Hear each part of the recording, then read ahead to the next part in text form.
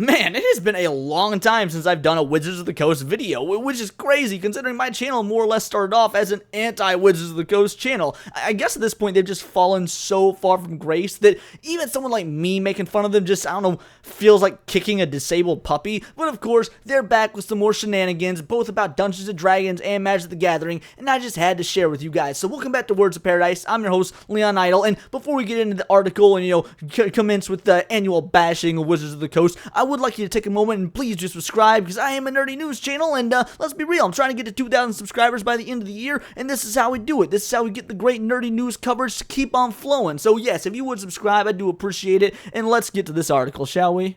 Wizards considers removing Shaman and Druid from Magic the Gathering over real religion comparisons. Yes, and a card game all about knights and vampires and dragons and, actual gods, shamans and druids. We really gotta watch out for the shaman and druidic community out there. Like, if I had a dime for every time I offended a druid on the street, or every time I said something reprehensible in front of a shaman, I don't know, I'd have like a nickel, like not even a dime, I'd have a nickel because I'd maybe said something that offended some white girl with dreadlocks at an Earthbound that thinks she's a druid, but really she isn't. Like, is this really where we're at? We're diluting the single greatest card game in the history of competitive card games because the druids are getting offended?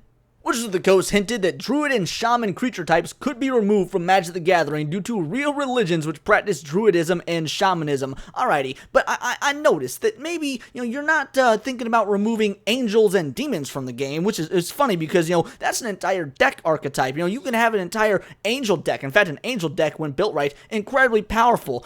Demon, that's a real thing. There's a demon deck. You have literal cards that say God on them, that they're a God card. That kind of that covers all religion, does it not? How is it not offensive? Like, what?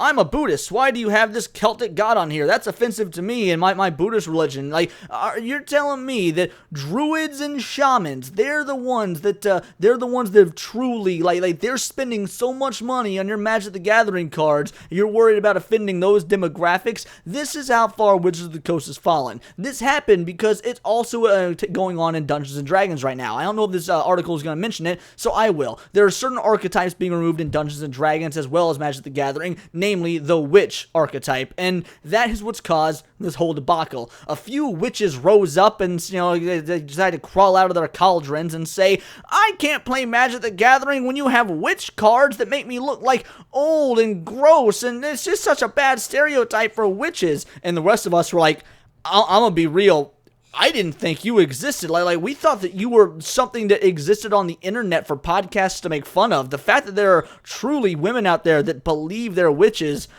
alright, fair enough. I'm sure all 12 of you probably amassed quite the Magic the Gathering collection and contributed a lot to wotc's stock growth. I can understand why they wouldn't want to piss you off, or maybe, Mark Bongwater, the head of Magic the Gathering, he's just afraid that you'll put a hex on him of some sort. But yeah, so we're looking at possible Druidism and Shamanism being removed from Magic the Gathering for being offensive. Meanwhile, angels are fine. Christianity, the largest religion in the world, make fun of that all you want. Free game. Don't worry about offending what is, let's be real, probably the vast majority of your actual customers.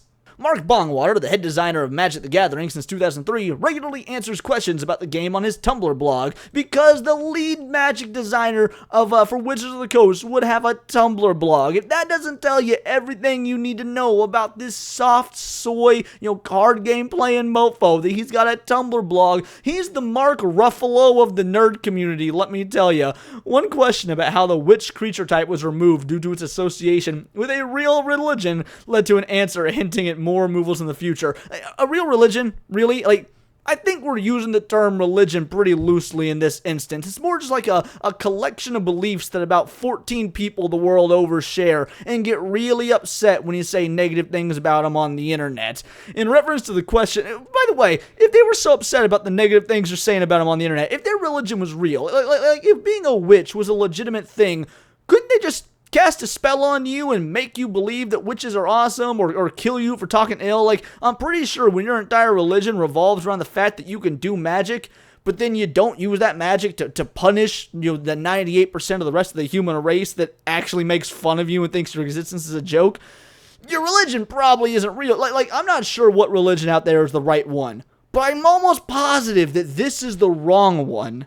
In reference to the question about using witch as a creature type, if witch is excluded because of its significance as a real-world religious identifier, why are shaman and druid creature types? We are currently examining that exact topic, is what Mark Bongwater said. So yeah, we're examining that topic. We're looking through all of our Magic the Gathering. You realize there's a bunch of different subtypes of Magic the Gathering. You got elves, you got you've got goblins, you got vampires. There's like a subtype for every mythological thing you could think of. Again, gods, demons, dragons. There's rats. There are subclasses for rats and dogs and elk. Various animals that could have magic qualities. Unicorns, bears. Like at this point, how are you gonna be like? I want you guys to also get rid of bears, because the fact that you have a bear card archetype is incredibly offensive to all the homos out there with the big bellies and beards. That is super offensive to the bears. I need you to cancel the bear archetype right now. No more bear decks, because I don't see enough dudes fucking each other on the cards. That's where we're going with it. Oh my god, I'm probably going to give them ideas. I should really stop. But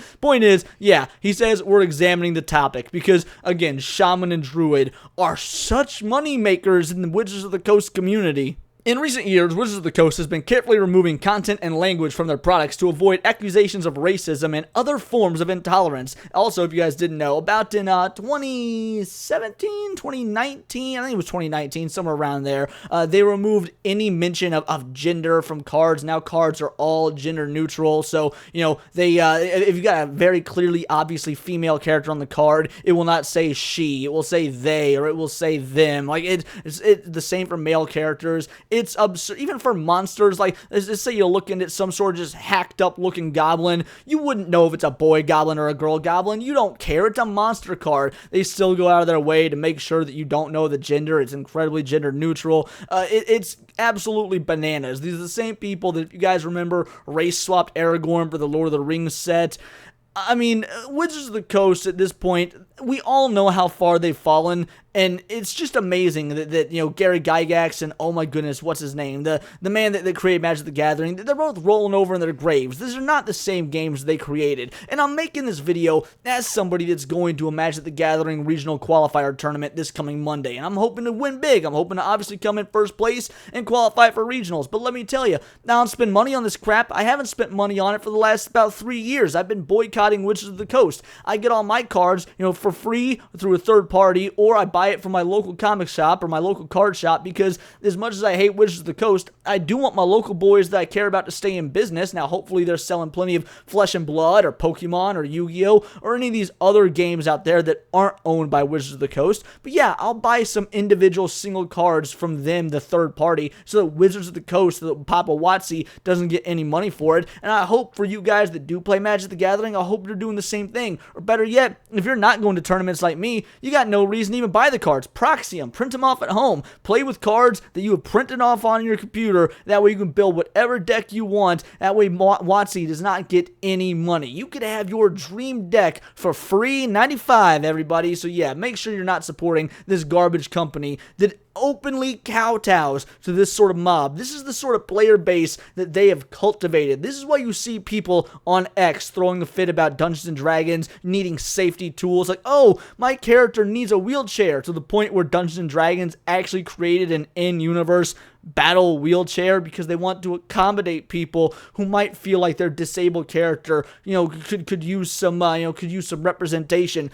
You're playing a fucking gnome. You really think your gnome, probably got some pretty short feet and short hands. How's it even going to accurately use the wheelchair? But that's neither here nor there. Like, I want to fight dragons, and I want to save the princess, and I want to hit on the barmaid, and I want to, pickpocket some rogue and see if I can get his gold without him looking. I don't give a damn about your pronouns or your safety tools or your character needing a wheelchair. These people have destroyed, they have utterly destroyed actual nerd culture. And now on top of that, we're getting to the point where they might remove shamans and druids because it's offensive to all 23 people cumulatively that actually are part of that religion. While Druidism and Shamanism are still practiced today, at least one user pointed out that faith's representation in Magic the Gathering counterbalances the Christian symbolism present at the game. Please don't phase out Druids. I've always enjoyed seeing local Celtic culture history represented, and unlike witches, they're not a sinister depiction. Oh my god, it's like these, unlike witches, they're not a sinister, so yeah, get rid of the witches. I'm okay with some censorship, just not the stuff that censors what I like. If Magic can handle exaggerated fantasy, clerics, angels, and demons, I think we deserve druids alongside them. Christian symbols have already crowded out pagan alternatives in too many places. Druid is far less of an issue than shaman. What makes shaman an issue? The only difference between a druid and a shaman is one wears feathers in their head and the other wears leaves on their hair. Like what's the there? No, this person is still pro cancel culture, just as long as they're not canceling druid. Rules for thee, but not for me. What? Get the hell out of here. Despite this, there appear to be no plans to remove angels or demons from the game. Well, of course not. It's okay to make fun of Christianity. Magic the Gathering used to be my favorite pastime, and to some extent it still is my favorite pastime, but I don't really play it for fun, with friends around a table or whatnot. I get what a lot of people do, and I'm glad you guys have that. Me, I'm a competitive nut. I crave the tournament scene. I crave going there where there's actual stakes. You pay $30 for an entry fee. You might walk out with a $200 or more grand prize. You might walk out with literally nothing but experience gained and lessons learned, and I love that. I crave it. It's why I'm going to a regional qualifying tournament this coming Monday, and again, hoping to bring home the gold, baby. But if not, at least I'll have gone, had fun, been a good learning experience, maybe think up some new strategies to use at the next tournament. But that's what my experience playing Magic with other like-minded people who crave competition. That means nothing to Wizards of the Coast and the individuals, upstairs, the upper echelon, the upper crust of people who are designing these cards. They don't care about the average individual like us who actually spend money on the product, as long as they can make sure that their fictional fan base of druids and Wiccans and, 12, multiracial, bilingual, POC, BIPOC, all these other things that, let's be real, don't play Magic. At least don't spend money on Magic like the vast majority of again, being real, lonely white dudes do. Look, Magic has always been inclusive. There's never been people sitting outside of a Magic tournament, just a group of white guys with, tiki torches like in Carolina, and been like, nope, get out of here. This game ain't for you. Magic's always been inclusive, but we didn't need you to take it to this level because you're turning everyone away, including the majority of people who are spending their money on this product who have been here for years upon years. The market that you're creating right now, it's not going to last. This bubble's going to burst. The audience you think you have, this old school Twitter audience that's offended by everything, they ain't going to be around forever. And you've already burned your bridge with the vast majority of us. So is wotc even beyond saving at this point? I think so.